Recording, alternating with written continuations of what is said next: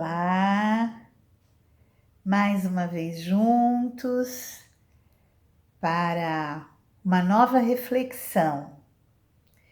E muito bom poder dividir o que eu estou lendo e reavivendo, aprendendo um pouco mais nesse momento que estamos isolados, porém juntos. Dividir com vocês, compartilhar um pouco mais, que assim como eu recebo tantas informações, vocês também, e algumas delas nós ficamos assim atrapalhados, não é? Então é bom esses momentos que podemos parar e refletir. Vamos fazer uma prece. Amado Mestre Jesus, nós te agradecemos por esta oportunidade de estarmos reunidos em teu nome para ouvirmos mais uma lição do teu Evangelho, colocarmos em prática e podermos, neste momento, com tranquilidade, absorver, refletir, pensar, compreender um pouco mais sobre a nossa vida, essa vida maravilhosa que recebemos, em que estamos neste momento evoluindo, progredindo, juntos em sociedade.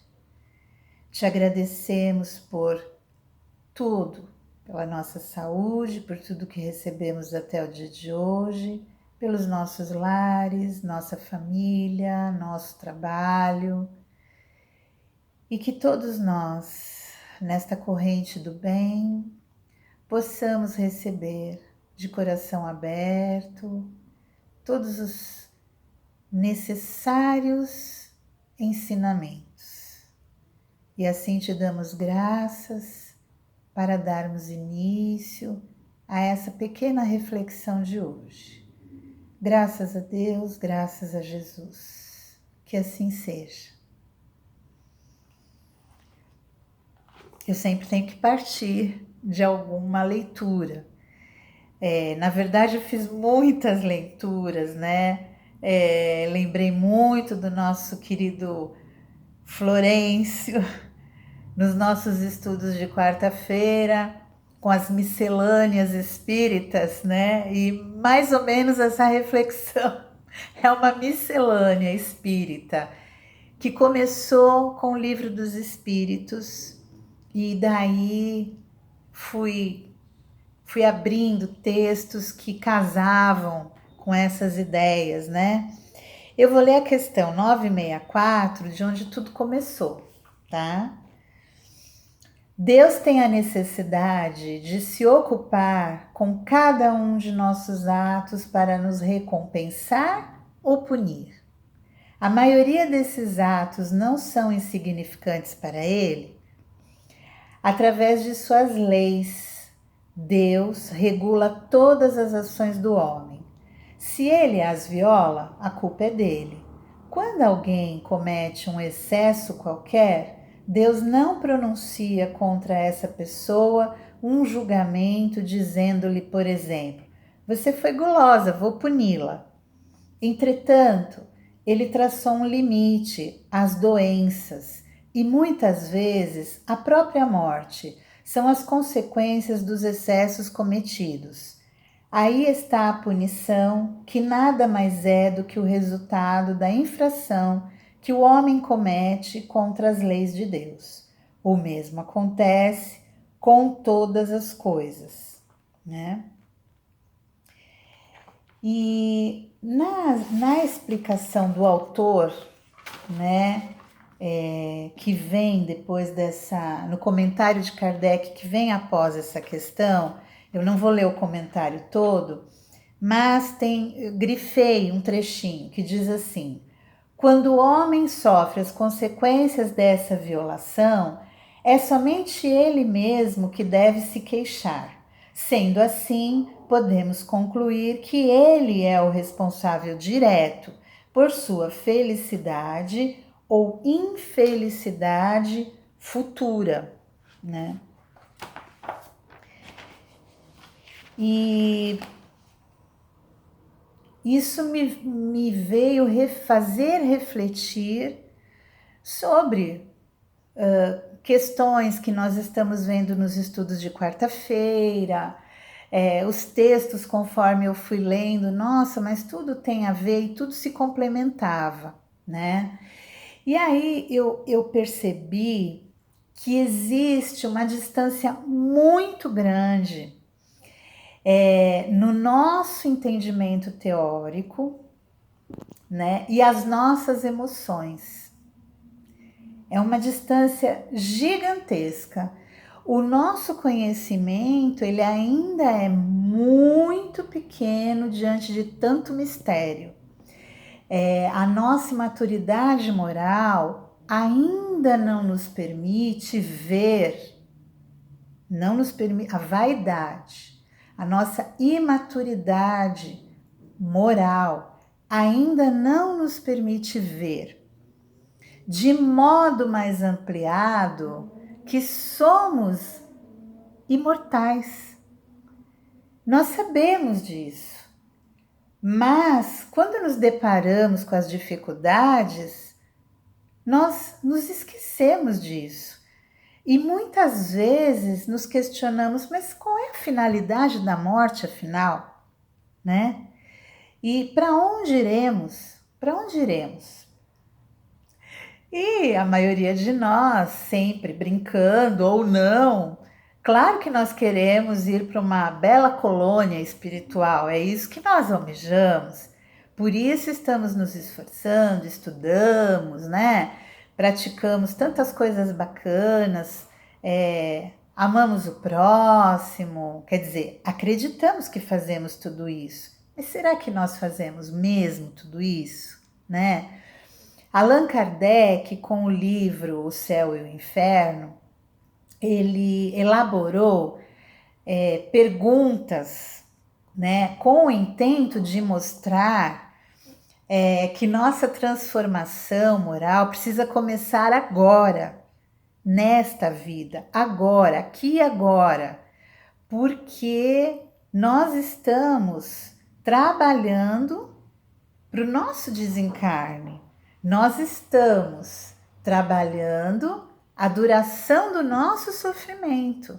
Depende da nossa transformação moral. Eu não sei se todo mundo tinha entendido isso, que nós lemos, nós estudamos, mas nós temos consciência interior disso?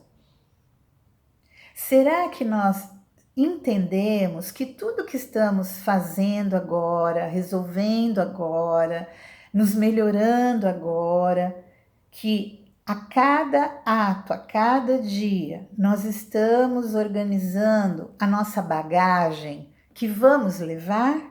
Será que realmente, internamente, nós temos essa consciência? Porque parece que quando nós vamos passar, né, acontece aquele susto, caramba, me pegou desprevenido, uma surpresa. Nem toda surpresa nos dá essa segurança, né?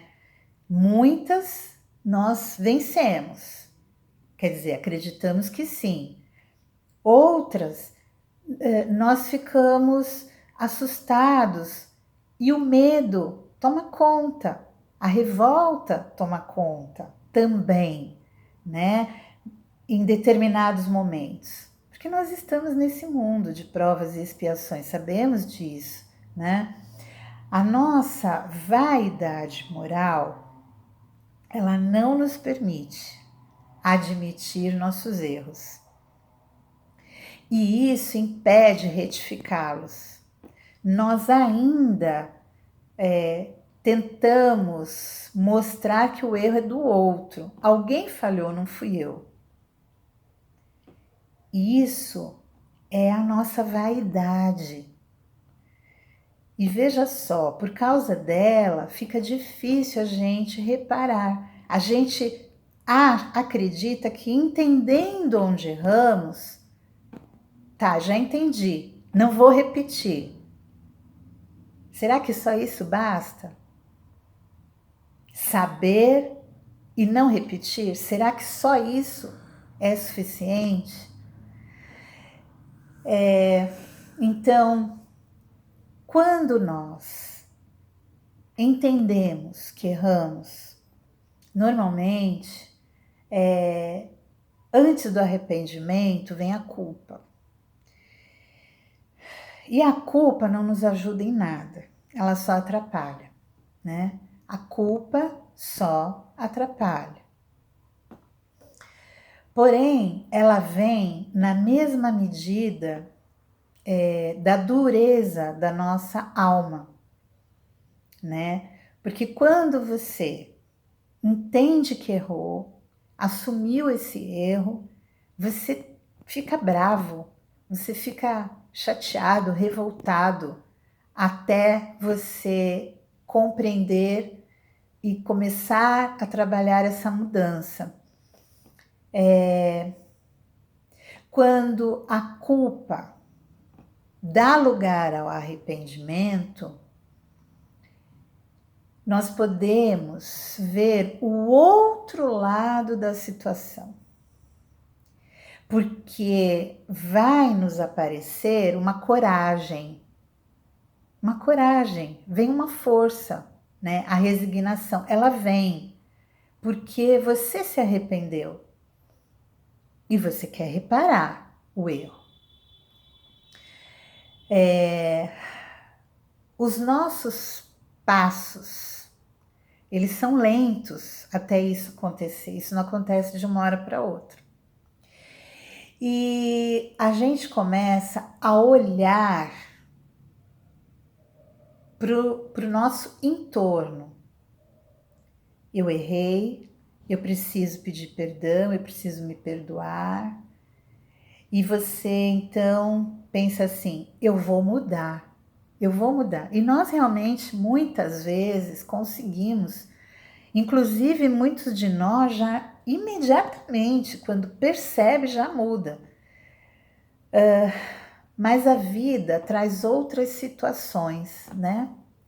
Porque quando a gente identifica a nossa parte dos erros, sem que a gente se vitimize ou se sinta os algozes, né? Prejudiquei, e agora o que faço?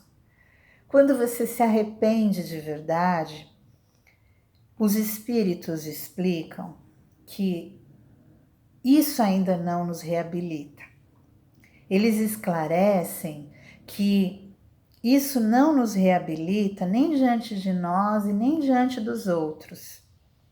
E é por isso que nós somos submetidos, o nosso espírito, nossa alma, ele é submetido a novas provações que vêm só para nos fortalecer, porque nós estamos neste mundo e saber não garante as nossas ações. Todos nós podemos abrir mão de certas coisas e errarmos outra vez, por mais que você tenha se prometido, por mais que você tenha se modificado, porque nós temos o livre-arbítrio, né? E aí torna-se necessário para realmente dar por encerrado aquele episódio, aquela prova, tudo se encerra quando você realmente resistir às tentações em torno daquilo. Por isso que muitas vezes que nós já fizemos, nós já corrigimos, caramba, mas eu já fiz, eu não estou mais fazendo. Mas nós somos colocados à prova ainda aqui, nesta vida. E isso só vai nos fortalecer, né? Isso só vai nos fortalecer. Nós temos que resistir a esses arrastamentos que são as mais paixões que nós arrastamos por várias vidas. muitas vezes, né? Por algumas jornadas. Nós já trazemos. E aí nós somos colocados a provas a fim de que a gente se erga rumo à perfeição moral. Então não basta só reconhecer e se arrepender. É necessário resistir. E isso não é muito fácil de se fazer, né? As nossas ações, tudo que nós fazemos, elas têm sentido e significado, que são construídos ao longo do tempo. Elas têm sentido e significado. E elas são construídas ao longo do tempo com os outros. Com os outros. E é somente junto com os outros, na convivência cotidiana, que o aprendizado moral se dá. Por meio de ajustes necessários e reabilitações correspondentes, ou seja, com a lei da sociedade. Por isso existe a lei da sociedade. Essa lei de sociedade, eu peguei um trechinho, tá? Eu peguei só um trechinho que diz assim: os laços sociais são necessários ao progresso e os de família mais apertados tornam os primeiros, por meios de ajustes necessários. Quis Deus que dessa forma os homens aprendessem o amor, amar-se como irmãos. Quis Deus que dessa forma os homens aprendessem a amar-se como irmãos. Para acontecer essa transformação moral, nós precisamos nos livrar de modos viciantes que nós temos. Nós temos muitos modos viciantes que nos arrastam. E a gente tem que desestabilizar um pouco isso, que são algumas crenças que nós temos, que nós até trazemos, familiares ou de outras vidas, enfim, que faz muito parte da nossa personalidade, daquilo que nós acreditamos, e que elas sustentam as nossas ações, mas normalmente elas nos deixam acomodados, né? Eu ajudo, mas tem que ser dentro do meu quadrado. Eu colaboro dentro do meu quadrado. Eu vou fazer caridade dentro do meu quadrado. Eu vou amar o próximo dentro daquilo e da forma que eu entendo. E aí isso estaciona o nosso progresso espiritual. O livro A Constituição Divina, do Richard Simonetti, ele fala sobre várias leis, né? E eu achei muito interessante porque quando ele fala da lei de sociedade, eu grifei aqui duas partes que eu achei sensacional, que descreve para nós, para o bom entendimento dessa lei da sociedade. No passado, muitos buscavam solidão, instalando-se em lugares desertos para fugir às tentações, aos problemas de convivência ou simplesmente por misantropia. Misantropia quer dizer o horror ao contato humano. Semelhante comportamento é inteiramente indesejável, já que a estrutura psicológica do ser humano foi programada para o relacionamento social. O insulamento nos desajusta. O eremita, ele tende a desenvolver manias e excentricidades, resvalando não raro para a caduquice. Os eremitas do passado refugiavam-se em cavernas, exíguas e isoladas, inspirados em sonhos de tranquilidade, que sempre terminavam em pesadelos de desequilíbrio. Os eremitas do presente isolam-se em amplas e confortáveis cavernas, desobrigados até de sonhar, porquanto a televisão o faz por eles, embalando-os num mundo de fantasias, diante do qual situam-se estáticos e inúteis. O preço é muito alto. A alienação dos valores mais nobres da existência e, sobretudo, o comprometimento da condição humana, que não pode ser sustentada sem o convívio social e o envolvimento com a comunidade. Resultados: depressão, insatisfação, angústia, enfermidade, crônica infelicidade. Os eremitas. Ele chama de eremitas do asfalto, né? Não podemos viver isoladamente, né? A lei da sociedade, ela foi criada para o crescimento da humanidade, né? A importância de, por exemplo, nós não fabricamos a roupa que usamos, dependemos de outras pessoas. Nós não fazemos os móveis da nossa casa, a menos que temos essa habilidade. Hoje alguns têm, mas a mobília da sua casa, normalmente você compra de pessoas que fabricaram, né? Assim como o alimento, você não plantou na sua casa, né? Você cozinha, mas você foi buscar aquilo que foi produzido por alguém. Isso é uma relação fundamental.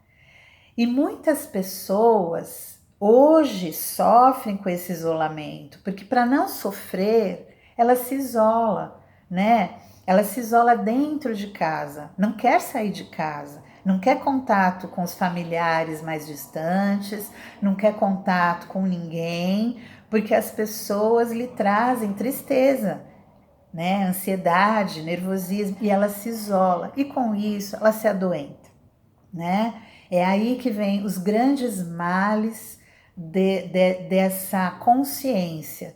E é o que eu estava falando agora. Gente, algumas crenças que sustentam as pessoas, elas precisam ser modificadas.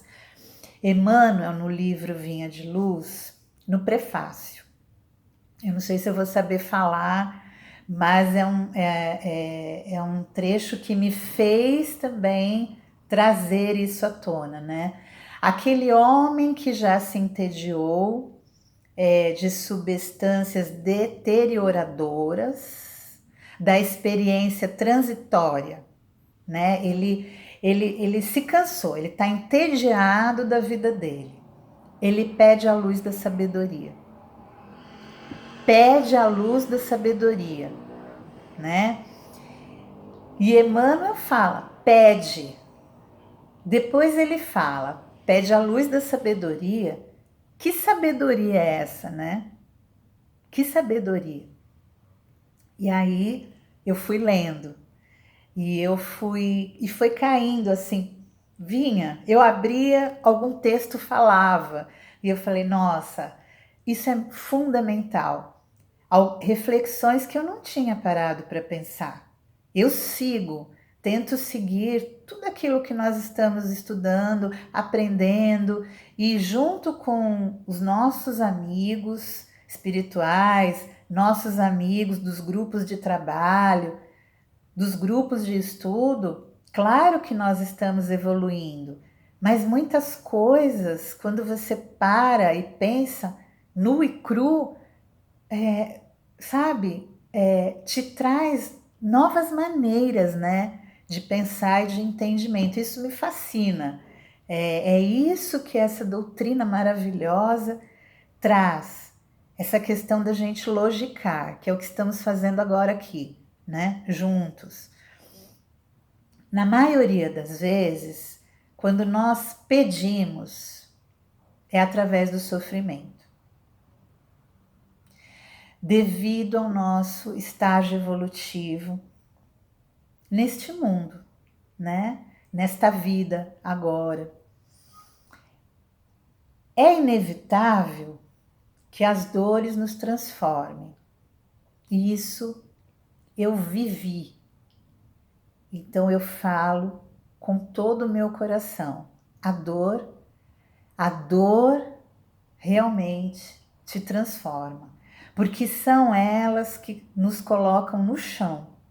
Elas colocam no chão as nossas crenças, né? Tudo aquilo que nós vínhamos pensando, acreditando, aquilo tudo cai. É como se caísse um véu no momento de muita dor. E nos mostram coisas viciosas, né? Porque você precisa de ajuda, você quer que descortine aquilo na sua frente. E aí você diz assim, mas meu Deus, por quê? Por que que eu vinha vivendo dessa forma? Por que eu aceitei, né? Por que eu não enxerguei? São os questionamentos que vêm vindo. O sofrimento, ele coloca a gente nu, na nossa frente, assim. Nós nos olhamos, se nós nos olharmos no espelho, na hora de muita dor, nós estamos nus. Somos nós e nós, porque quando sofremos, não há mais como remendar. Os modos anteriores de agir já foi, já é passado. E por isso nós não podemos nos sentir culpados, né? A culpa só vai atrapalhar, ela só vai trazer sofrimento, medo. Você não tem força se você não compreender que agora, daqui para frente, você pede e você precisa encontrar com todo o seu coração um caminho. E não é raro também naquele momento nós nos revoltarmos. Nós nos revoltamos, né? Não quer dizer que você está revoltada contra alguém, mas de repente, com toda aquela situação, você se revolta. Como assim eu não vi? Como assim eu não enxerguei? Quando isso acontece, nós estamos longe de perceber o sentido da dor. Estamos longe, por isso que o arrependimento é importante, né? A dor e o sofrimento são o burilamento, né? O burilamento necessário para desfazer tantas ilusões. Então, elas são necessárias. Por isso, quando ainda estamos revoltados com os acontecimentos das nossas vidas, pouco podemos aproveitar do aprendizado que eles oferecem. E, portanto, mais tempo levamos para nos libertar do sofrimento que vem junto. Entende? Dessa forma, mantemos o inferno dentro de nós. Quando nós não entendemos, quando nos revoltamos, quando sofremos, quando não pedimos, né? Nessa hora, o inferno continua, né? E ficamos muito distantes do céu, da sabedoria divina. Todas as vezes que nós não resistimos a uma prova, ela se renova. Então, todas as vezes que você se revolta, pega todo aquele problema, aquela dor, aquele sofrimento e guarda, esquece, pensa assim, eu não quero ver isso agora, eu não quero me estressar com isso, né? E você guarda, nem que seja dentro do peito, da sua consciência, da sua, não sei, de uma caixa, de uma pasta, né? Que você acredita que deixou para trás, essa prova, essa dor, essa provação, ela vai se renovar até você decidir aceitar e resolver. Até que se tenha forças para resistir. Entende? Não devemos nos sentir culpados, mas assumir que somos responsáveis pelo nosso destino. Nós somos, né? Então, quando assumimos que nós somos os responsáveis pelo nosso destino, isso nos oferece liberdade. Liberdade de fazer diferente. Liberdade de fazer diferente a cada vez que surgir uma prova, uma dificuldade ou o experimento para ver se você vai resistir àquilo, que você não vai cair de novo naquela tentação. Só que para isso acontecer, nós precisamos concordar com tudo que nos acontece, tal como acontece. E isso é muito difícil, né? Tudo que nos acontece, tal como acontece, e refletir com coragem. Como é o nosso jeito de ser, de agir. Nós contribuímos para conviver com os outros. Nós ajudamos a contribuir com os outros de quem tanto nós reclamamos.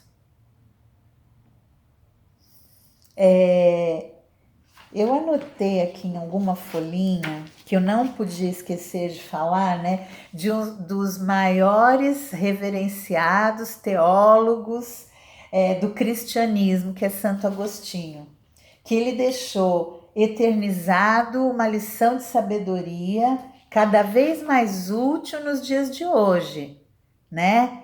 Que quando você levanta, quando você acorda, até a hora que você vai dormir, você tem que prestar atenção naquilo que você fala, como você age com as pessoas. Fui útil? Foi importante aquilo que eu fiz para aquela pessoa? Até onde eu pratiquei a caridade hoje? Né? Eu